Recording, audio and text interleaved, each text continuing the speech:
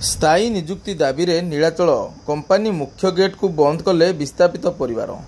Sukinda block ଅନ୍ତର୍ଗତ କଳିଙ୍ଗନଗର ସ୍ଥିତ ବିସ୍ଥାପିତ ଜମିହରା କ୍ଷତିଗ୍ରସ୍ତ ପକ୍ଷରୁ ବିଭିନ୍ନ ଦାବି ନେଇ ନୀଳାଚଳ ଗେଟ୍ ସମ୍ମୁଖରେ ବିସ୍ଥାପିତ ପରିବାର ପକ୍ଷରୁ ଧାରଣା ଦୀର୍ଘଦିନ ହେବ ଜାରି ରହିଥିବା ଦେଖିବାକୁ ମିଳିଥିଲା।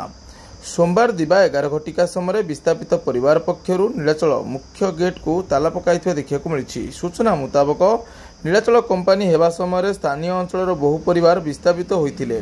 विस्थापित परिवार को स्थायी नियुक्ति दाबी में आज विस्थापित परिवार बहु सदस्य मैंने एकत्रित होई कलिंगनगर थाना अंतर्गत नीलाचल मुख्य फाटक सम्मुख में पहुंची स्थायी नियुक्ति दाबी में मुख्य फाटक को बंद कर देखा मिली।